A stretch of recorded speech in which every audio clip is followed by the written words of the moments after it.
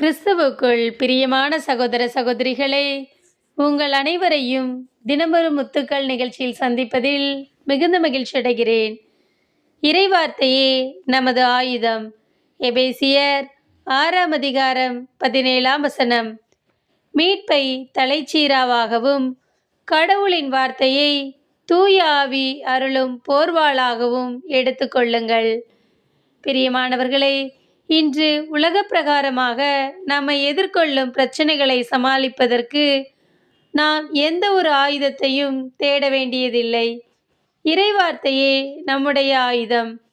சாத்தானின் சகல தந்திரங்களையும் எதிர்த்து போராட தூய ஆவியார் அருளிய ஆயுதம். இறைவார்த்தை உயிருள்ளது, ஆற்றல் வாய்ந்தது, இரு பக்கமும் வெட்டக்கூடிய எந்த வாளினும் கூர்மையானது, ஆன்மாவையும் ஆவியையும் பிரிக்கும் அளவுக்கு குத்தி ஊடுருவுகிறது.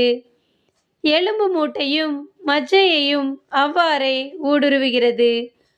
உள்ளத்தின் சிந்தனைகளையும் நோக்கங்களையும் சீர்தூக்கி பார்க்கிறது. இதே போன்று கூர்மையான வல்லமையான ஆயுதம் எதுவுமே கிடையாது.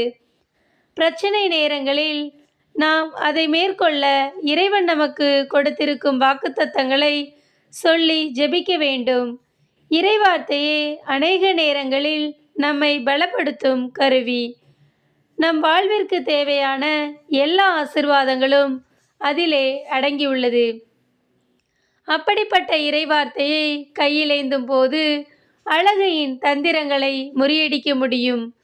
தாவீது கூறுகிறார், ஆண்டவரை நான் எக்காலமும் ஸ்தோத்தரிப்பேன், அவர் புகழ் எப்போதும் என் நாவில் இருக்கும் என்று கூறுகிறார். இறைவன் அவரோடு இருந்ததாலே அவர் எல்லாவற்றையும் கடக்க நேர்ந்தது. நாமும் இறைவார்த்தையை கையில் எடுப்போம், மீட்பை பெற்றுக்கொள்வோம்.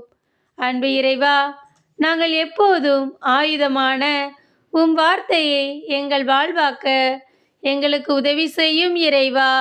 ஆமேன்.